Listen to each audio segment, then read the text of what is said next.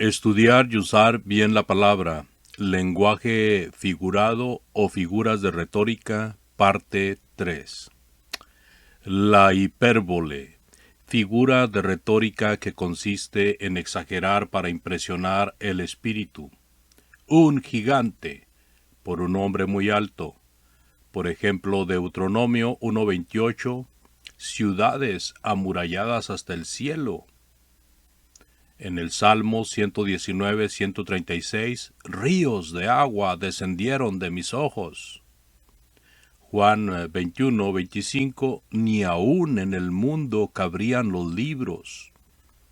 En esta figura no hay nada de representación falsa y la exageración es obvia, se usa simplemente para dar más fuerza al dicho. La ironía. Burla o sarcasmo que consiste en dar a entender lo contrario de lo que se dice. Primera de Reyes 18:27. Elías empleó la ironía para burlarse de los profetas de Baal. Elías se burlaba de ellos diciendo, gritad en alta voz porque Dios es. Quizás está meditando o tiene algún trabajo o va de camino, tal vez duerme y hay que despertarle. Pablo la empleó en 2 Corintios 11:5. Pienso que nada he sido inferior a aquellos grandes apóstoles. Y no se refiere a los apóstoles verdaderos, sino a los falsos apóstoles mencionados en este mismo capítulo, según versículos del 11 al 15. Otro ejemplo se encuentra en 1 Corintios 4:8. Ya estáis saciados, ya estáis ricos, si nosotros reináis. La sinécdoque, figura de retórica que consiste en tomar una parte por el todo, o el todo por una parte, o la materia de una cosa por la cosa misma, a tanto por cabeza. Esta figura se usa comúnmente en el Nuevo Testamento con respecto a los requisitos para ser salvo. Una cosa, un acto de obediencia, representa la obediencia completa. Tomar una parte por el todo. Muchas veces se afirma que la fe nos salva, Juan 3:16 y muchos otros textos. Y la mayoría de las iglesias humanas se basan en estos textos para enseñar la salvación por la fe sola. Y es un error trágico que contradice muchos otros textos que enseñan otros requisitos. Pedro nos dice que el arrepentimiento nos salva. De manera que también a los gentiles ha dado Dios arrepentimiento para vida. Hechos 11:18. ¿Somos salvos por el arrepentimiento solo? En Romanos 10:10 Pablo dice, porque con el corazón se cree para justicia, pero con la boca se confiesa para salvación. ¿Somos salvos por la confesión sola? Pedro también dice que el bautismo ahora nos salva. Primera de Pedro 3:21. ¿El bautismo solo nos salva? Cristo dice, por tus palabras serás justificado. Mateo 12:37. ¿Seremos justificados solamente por hablar buenas palabras? Estos textos toman una cosa por el todo, es decir, el requisito nombrado representa la obediencia al Evangelio. Santiago refuta la doctrina de salvación por la fe sola al decir, vosotros veis, pues que el hombre es justificado por las obras y no solamente por la fe. 2:24. Esta figura de tomar una cosa por el todo se usa repetidas veces para indicar la cena del Señor. Mateo 26:29. No beberé más de este fruto de la vid. Hechos 2:42. El partimiento del pan. Hechos 27. Partir el pan. Primera a los Corintios 10:21. La mesa del Señor. El eufemismo, modo de expresar con decoro ciertas ideas. La palabra cruz trae a la mente un instrumento horrible de tortura. Es posible que la palabra madero se emplee a veces para no hablar siempre de la cruz. Hechos 5:30, 10:39, 13:29, etc. Otro ejemplo de lo mismo se halla en Juan 11:11, Lázaro duerme, y en Hechos 7:60, Esteban durmió. Dormir en lugar de morir. La paradoja. Opinión contraria a la común. Cristo empleó esta figura varias veces en Lucas 18:14. Cualquiera que se enaltece será humillado, y el que se humilla será enaltecido. Mateo 10:39. El que haya su vida la perderá, y el que pierde su vida por causa de mí la hallará. Mateo 20:16. Los primeros serán postreros y los postreros primeros.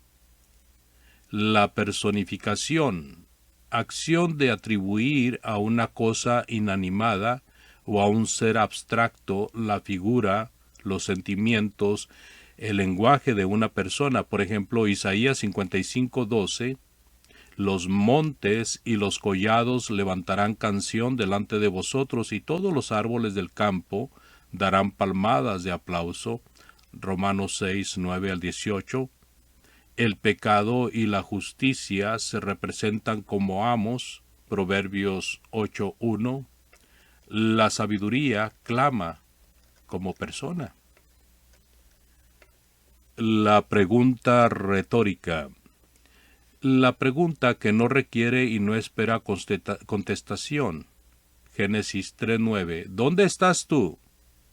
Mateo 10:26. ¿Qué aprovechará al hombre si ganare todo el mundo y perdiere su alma?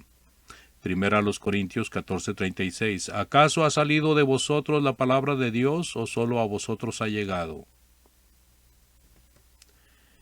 El proverbio paraoimía, un refrán, una máxima o un enigma. Segunda de Pedro 2:22. Según el diccionario Vine, el perro vuelve a su vómito y la puerca lavada a revolcarse en el cieno. Mateo 19:24. Es más fácil pasar un camello por el ojo de una aguja que entrar en en el reino de Dios. Este texto se ha discutido mucho, y algunos han propuesto la idea de que había en Jerusalén una puerta llamada el ojo de la aguja, por la cual un camello podía pasar si estaba arrodillado. Tales explicaciones solamente confunden el asunto. Lo que Jesús dijo es un proverbio bien entendido por todos. Mateo 24:28. Donde quiera que estuviera el cuerpo muerto, ahí se juntarán las águilas. Jesús habló este proverbio sencillo para indicar que Israel era corrupto como un cuerpo muerto, y por eso atraía su propia destrucción. Véase Mateo 23:37 y 38. Lucas 9:62. Ninguno que poniendo su mano en el arado mira hacia atrás es apto para el reino de Dios. Proverbio acerca del doble ánimo. El que ara mirando hacia atrás tendrá un surco muy chueco. El antropomorfismo, figura en que se atribuye a Dios características humanas. Primera de Pedro 3:12. Los ojos del Señor están sobre los justos, y sus oídos atentos a sus oraciones. Hay muchos textos bíblicos que usan esta figura, y los mormones afirman que por eso Dios tiene un cuerpo de carne y hueso. En esta discusión que tuve con ellos en una ocasión sobre este tema, agregué Salmos 17:8, escóndeme bajo la sombra de tus alas, y no les gustó. La paranomasia, figura que repite una palabra pero con otro significado. Mateo 8:21 y 22. Otro de sus discípulos le dijo: Señor, permíteme que vaya primero y entierre a mi padre. Y Jesús le dijo: Sígueme, deja que los muertos entierren a sus muertos, que los que están muertos espiritualmente entierren a los que están muertos físicamente. El versículo 18 dice que Jesús mandó pasar al otro lado, es decir, estaban saliendo de ese lugar. Los que le acompañaban tenían que estar muy resueltos a poner a Cristo y su reino primero en su vida. Los apóstoles ya habían dejado todo para seguirle. Mateo 4, 18 al 22, 19, 27. No conviene tratar de cambiar el sentido obvio de este requisito del Señor para suavizar esta enseñanza. Algunos dicen que el hombre quería cuidar de su padre